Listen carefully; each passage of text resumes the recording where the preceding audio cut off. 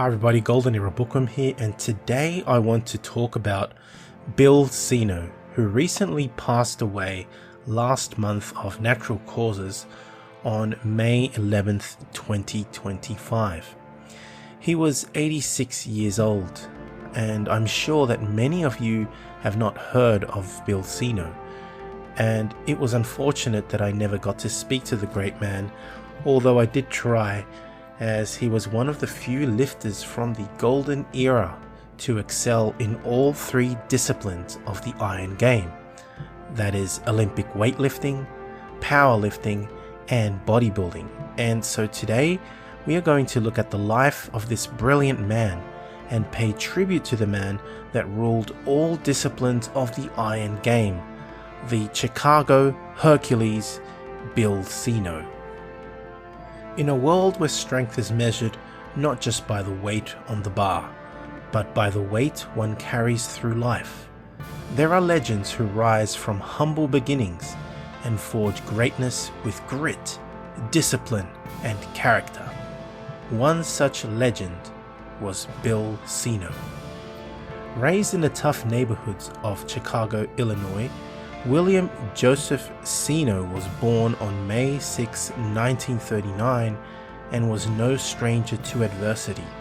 Raised by his mother alongside his brother in public housing, young Bill was shaped not only by his environment, but in spite of it.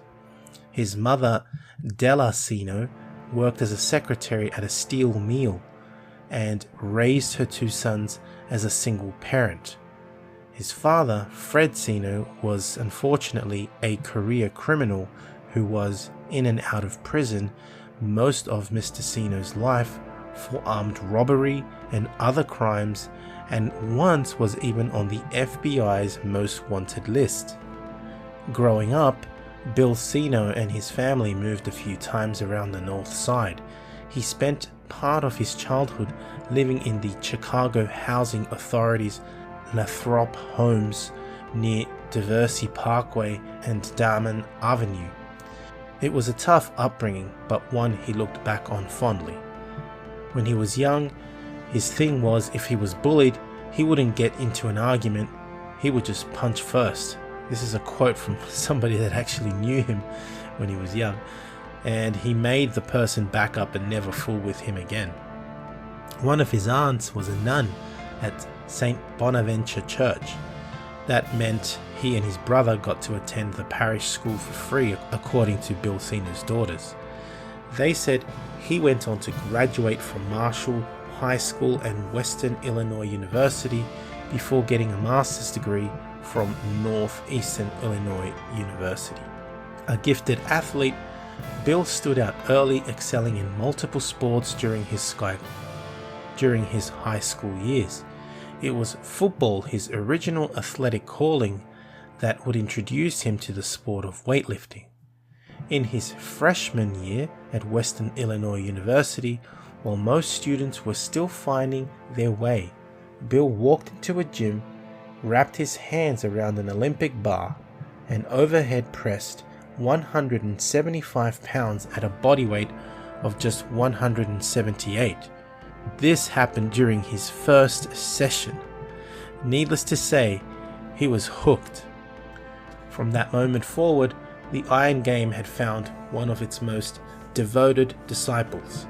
For a long time, Bill Seno trained in a Chicago Park District weight room in the field house at Sayre Park. When he moved to Western Springs, his weightlifting buddies would train Saturday mornings on weights he kept in his garage, going through some almighty lifting sessions. The heaving, the clashing of the weights and grunting could be heard throughout the neighborhood. In the early 60s, Bill's career in the Iron Game would focus more on Olympic weightlifting and bodybuilding. Between 1961 and 1962, Bill would win several Olympic weightlifting championships, including national championships in Olympic weightlifting, including the AAU Junior Nationals in 1962. On the same year, Bill served 6 months of active duty in the US Army Reserves, and by the time he returned to civilian life in 1963, he was ready to make his mark in bodybuilding. That same year, he captured the title of AAU Mr. Illinois and Mr. Chicago. In 1964, at the AAU Mr. America contest, he won the Most Muscular award, beating legends like Sergio Oliva and Bob Guida, and he did so with class and dignity. And according to his lifelong friend Terry Strand, Bill Seno achieved this naturally. But he didn't just impress with his aesthetics, he made history with strength. Seno became one of the very few athletes to win national titles in not 2, but 3 different Iron Game disciplines: bodybuilding, powerlifting, whilst also competing successfully in Olympic weightlifting, as I've already mentioned. He wasn't just multi-talented, he was multi-disciplined. In an exhibition lift in 1963, Bill bench pressed 451 pounds at a body weight of just 198 pounds, setting a powerlifting world record. So as you can see, Bill Seno, he wasn't just a bodybuilder, he was a powerlifter and Olympic weightlifter as well. He was the embodiment of what the golden era stood for: symmetry, but with strength and soul. Standing at 5 feet and 8 inches and at 242 pounds, with arms measuring 18 inches and a chest nearing 50 inches, Bill had the look of a comic book superhero, hence was called the Chicago Hercules. In 1965, Mr. Seno married Barbara Racine, a college classmate. Their 2 daughters were born over the next few years. To stay big, Bill Seno's caloric intake was nothing short of astonishing. When his family went to McDonald's, he'd have 4 quarter-pounder cheeseburgers and then eat whatever leftovers there were from his wife and kids. Worse, it is said, much like the famed Sergio Oliva, Bill Seno is said to have eaten whatever he wanted and never dieted much for contests. When his daughters were in elementary school, they wanted to be strong like their dad. They would regularly vanquish the boys in their class at arm wrestling. Bill Seno's size, 5'8" at 242 pounds, made him stand out wherever he went. People regularly approached him thinking that he was a pro footballer or something. When boys would come to pick up Mr. Seno's teenage daughters for dates, they'd knock and peek through the window and sometimes take several steps back when they saw the girl's heavily muscled father approach.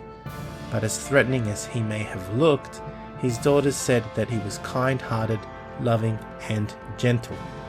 Although his size and measurements were nothing short of impressive, but his numbers spoke louder than his measurements. Bill would experiment with anabolic steroids under the supervision of a doctor in a further attempt to break world records in powerlifting. It is said that he experimented with testosterone under the supervision of his doctor. Throughout the mid to late 60s, he would continually win heavyweight championships, one after the other in powerlifting meets. Of all the lifts, he would excel and break record after record in the bench press.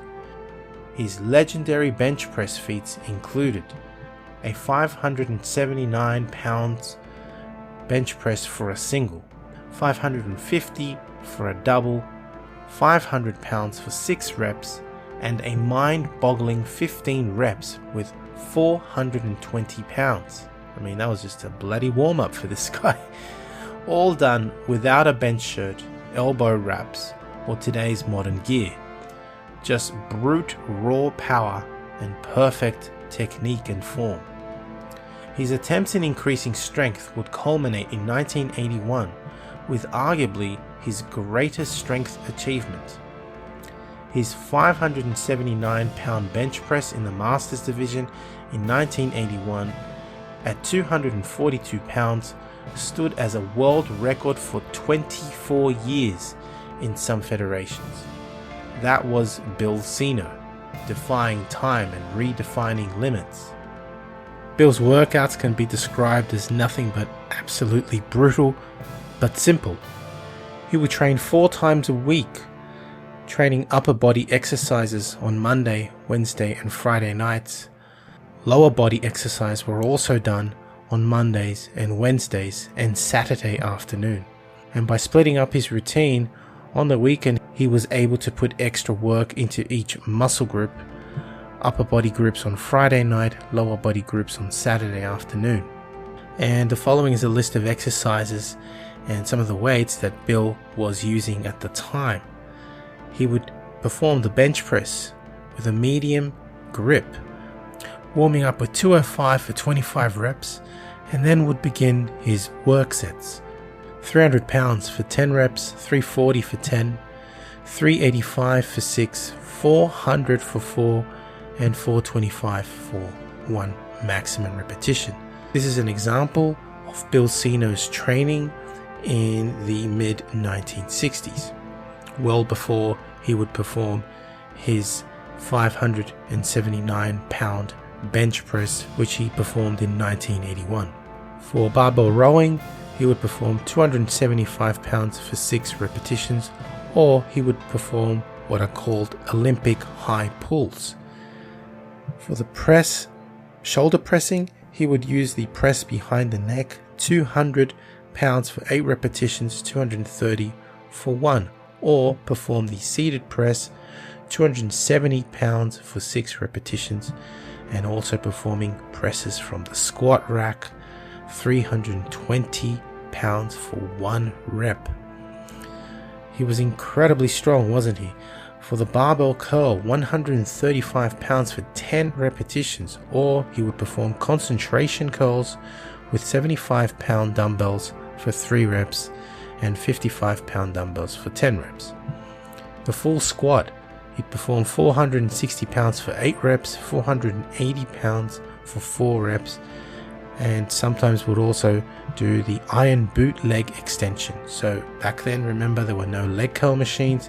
He would use regular iron boots and perform leg extensions with 70 pounds for 15 repetitions. For hamstrings, he would perform the straight-legged deadlift, 325 pounds for 10 reps, or the regular deadlift with 580 pounds for 1 repetition. He would also perform calf raises, very important in Olympic weightlifting, on a high block using body weight only. That's surprising. And for abdominals, he would perform sit-ups on an incline board, performing many repetitions, as you can see. He would also, of course, perform sit-ups on a flat and level board. For the most part, although Bill did use up to 2 different exercises per body part, he would mainly use one of the listed exercises per body part per workout and change around his favorite exercises depending on how he felt. But when it came to training the chest and calves, he would perform mainly 2 different exercises. Concerning his set and repetition scheme, we can see that Bill Seno mainly warmed up initially, did a light warm-up set with up to 25 repetitions, and then would increase the weight, reaching a maximum of 2 to 3 sets for 6 to 8 reps. And using this training method, Bill was able to total 860 pounds in the Olympic lifts, with a 300 pound press, a 250 pound snatch, and a 310 pound clean and jerk. While many athletes chase trophies, Bill chose to give back. After graduating in 1964, he began teaching English at Eisenhower High School in Blue Island, Illinois, where he would go on to serve for 29 years. To his students, he wasn't just a teacher, he was a mentor, a role model, and an example of integrity and perseverance. To lifters around the world, he was a beacon of strength, both moral and muscular. As a coach, he mentored some of the greatest lifters in history, including Ed Cohen, the most dominant powerlifter of all time. Through his training, his book Pushing for Power, and his seminars, Bill shared the methods of the Iron Game with those eager to learn. In 2004, he was honored at the Chicagoland Muscle Reunion alongside the titans of the Golden Era, names like Ernie France, Fred Schutz, and other of Arnold's contemporaries. Bill stood among giants because he was one. In one of his most poignant quotes, Bill said, "Growing up in public housing with others hoping to make themselves look better by putting you down had a propelling effect. It was the fuel that drove me to some of my highest accomplishments." End quote. That fuel, pain turned into purpose, is what made him not just strong in body, but indomitable in spirit. He wasn't chasing approval. Instead, he was carving a legacy rooted in hard work, mental resilience, and a passion for teaching others what the iron can do for your life. On May 11th, 2025, Bill Seno passed away from natural causes, leaving behind a monumental legacy that will echo through the halls of lifting history. He was 86 years old. He was a champion, a teacher, and a pioneer. And as long as iron is lifted and classic physiques are admired, Bill Seno will be remembered. And let me just finish by quoting the following. "Strength is not measured in pounds lifted, but in the lives touched." And in that regard, Bill did touch the lives of many. He is survived by his wife, 2 daughters, and 4 grandchildren. Rest in peace, Bill. The Iron Game salutes you. I hope you have enjoyed this tribute on Bill Seno, his life and achievements. If you have, please give the video a like, subscribe, and leave me your comments. That's it from me. This is the Golden Era Bookworm saying bye for now. Head to www.goldenerabookworm.com for the biggest range of classic old school bodybuilding books as ebooks, e-magazines such as Iron Man and Reg Park Journal, high quality bodybuilding posters of the Golden Era stars, merchandise and classic gymwear featuring Steve Reeves, Marvin Eder, John Grimmick, Reg Park, and many other Golden Era stars. For those wishing to build a classic physique, lose fat, and build muscle, online training is also available. Collectibles such as rare autographed photos from the Golden Era stars are also available, and to collaborate, please get in touch. Now, if you're interested in learning more about Vince Gironda's approach to bodybuilding, his principles, and all these tips of wisdom that he has, I mean, there's so much stuff that probably hasn't been proven by science, and it will take science to prove or disprove Vince. But to be honest, these 3 books, I believe, which I call the Classic Physique Bundle, are the best books that Vince ever came out with. And they, of course, are the Wild Physique, the Master Series, and the Pro Series. Have a look at it this way. The Wild Physique, I believe, is like the ABCs of Vince Gironda's principles to bodybuilding. He teaches you the exercises and his principles. But how do you put them together? Well, the Master Series is a 14-month program of using all of these principles, all of the diets that Vince came out with, all of the exercises.